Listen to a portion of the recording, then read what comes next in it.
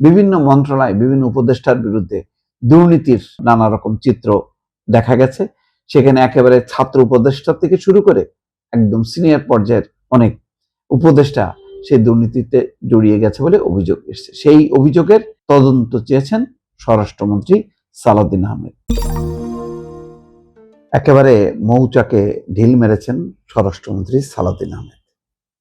অন্তর্বর্তী সরকারের আমলে দুর্নীতির তদন্তের তিনি আহ্বান জানিয়েছেন প্রধানমন্ত্রীর কাছে।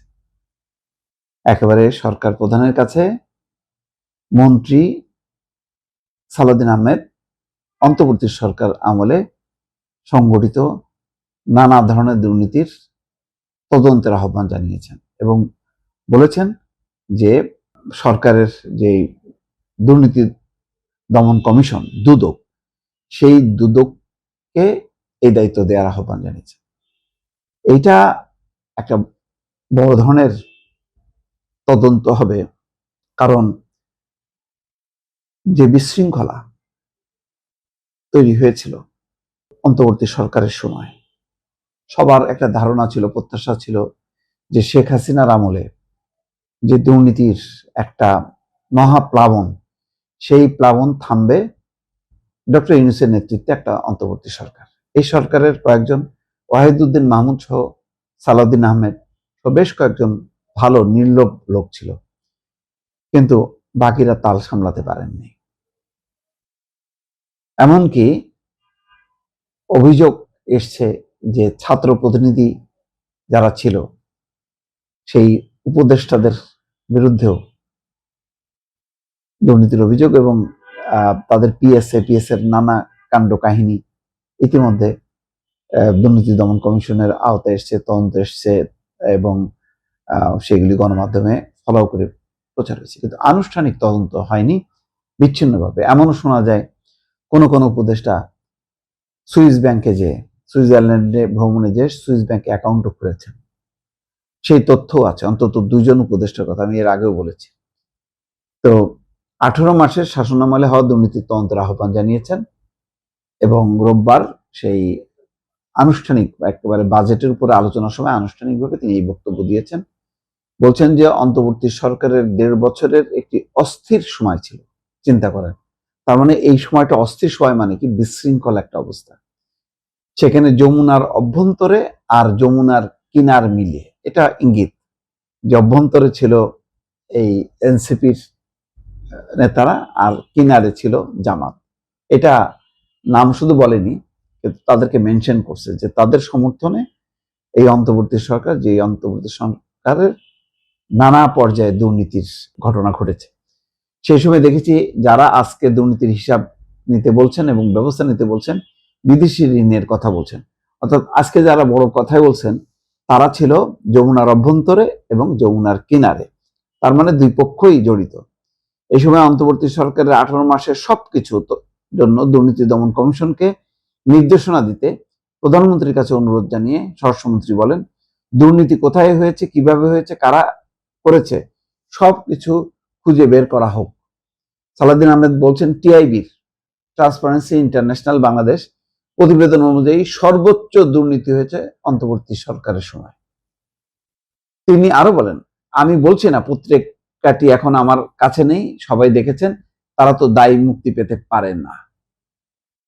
তাহলে এই যে এখন এটা একটা বড় ধরনের ইঙ্গিত যে বিএনপি আসলে অন্তর্বর্তী সরকারকে অন করতে পারেনি শেষ পর্যন্ত। কারণ তাদের একটা ধারণা ছিল যে বিএনপি অন্তর্বর্তী সরকারের মানে তার প্রধান অন্যান্য কাজের মধ্যে অন্যতম কাজ হবে নির্বাচনের আয়োজন করা, কিন্তু নির্বাচনের বদলে তারা কিভাবে ক্ষমতায় থাকবে সংস্কারের নাম করে সেই পাই তারা করছিল। তারপর থেকেই কিন্তু একটা দূরত্ব তৈরি হয়, যদিও বিএনপি খুব কৌশলে ঠান্ডা মাথায় এটা হ্যান্ডেল করেছে, প্রকাশ্যে সেটা সামনে আনেনি। বলছেন যে অন্তর্বর্তী সরকারের সময় প্রস্তুত হওয়া state of the Bangladesh economy শীর্ষক প্রতিবেদনে গণতান্ত্রিক জবাবদিহিতার অভাব, ক্রোনি ক্যাপিটালিজম এবং লাগামহীন দুর্নীতিকে অর্থনীতি সংকটের মূল কারণ হিসেবে তুলে ধরা হয়। তার মানে আহ, যেই দুর্নীতির একটা রাহুগ্রাসে ছিল বাংলাদেশ, সেখান থেকে মুক্ত করার যে একটা প্রত্যয় ছিল মানুষের মাঝে, সবার জাতির কাছে প্রত্যাশা ছিল, কিন্তু দেখা গেছে যে তারা সেটার কোনো লাগাম টেনে ধরেনি, বরং সেই দুর্নীতিতে তারা নিমজ্জিত হয়েছে। সেই আমলাতন্ত্রের কাঁধের উপর ভর করে তারা দুর্নীতি করেছে। এমনকি ডক্টর মোহাম্মদ ইউনূস এই পুনর্গঠনের বদলে, একটা রাজনৈতিক ব্যবস্থাপনার কাছে ক্ষমতা হস্তান্তরের বদলে তিনি নিজেই প্রতি মাসে বিদেশ সফরে গেছেন এবং বিশাল বিশাল বহর নিয়ে, এবং সেখানে সেই রাজকীয় জীবনযাপন করেছেন, অর্থাৎ রাজকীয়ভাবে রাষ্ট্রের অর্থ ব্যয় করেছেন। কোনো দিক দিয়ে সাশ্রয়ের কোনো মনোভাব, যেমন আমরা এখন দেখি প্রধানমন্ত্রীর দপ্তরে 100-150 টাকার খাবার প্লেট, সেখানে তার সময় এরকম কোনো দৃষ্টান্ত স্থাপন করেনি, যেটা থেকে বোঝা যাবে যে মানে সেই সাশ্রয়ের কোনো মনোভাব ছিল। বরং ফরেন সার্ভিস একাডেমিতে সংস্কারের নাম করে প্রতিদিন হাজার হাজার টাকা ব্যয় করা হয়েছে, যেই ব্যয় বেশ কয়েক লক্ষ টাকা ছাড়িয়ে গেছে।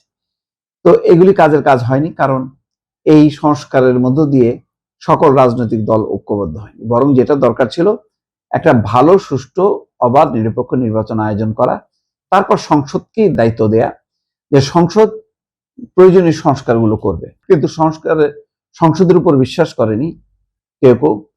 কেউ মনে করেছে যে সংসদে যারা সংখ্যাগরিষ্ঠ হবে, বিএনপি নির্বাচন হলে জিতবে এবং বিএনপি কোনো সংস্কার করবে না। অথচ বিএনপির নিজেরই ওয়াদা ছিল 31 দফা সংস্কার, যে সংস্কারের প্রায় সবকিছুই এই যে মানে প্রস্তাবিত যে সংস্কার নিয়ে এত লম্বা সময় 8 মাস ধরে সময় ব্যয় করা, তার মধ্যে তার অনেক কিছুই ছিল। যাক, সেসবের থেকে বড় কথা হলো, এই যত সময় প্রলম্বিত হয়েছে, বিভিন্ন মন্ত্রণালয়, বিভিন্ন উপদেষ্টার বিরুদ্ধে দুর্নীতির নানা রকম চিত্র দেখা গেছে। সেখানে একেবারে ছাত্র উপদেষ্টা থেকে শুরু করে একদম সিনিয়র পর্যায়ের অনেক উপদেষ্টা সেই দুর্নীতিতে জড়িয়ে গেছে বলে অভিযোগ এসেছে। সেই অভিযোগের তদন্ত চেয়েছেন স্বরাষ্ট্রমন্ত্রী সালাউদ্দিন আহমেদ। এটাও গুরুত্বপূর্ণ। অর্থাৎ এই বক্তব্যের মধ্য দিয়ে তিনি শুধু ইউনূস সরকারের যারা সরাসরি যুক্ত ছিলেন তাদের না, তাদের সহযোগী হিসেবে ওই যে যমুনার ভিতরে আর যমুনার কিনারে যারা ছিল তাদের দিকেও কিন্তু ইঙ্গিত করেছে। খুবই মানে ইঙ্গিতপূর্ণ এই বক্তব্য, যমুনার অভ্যন্তরে আর যমুনার কিনারে।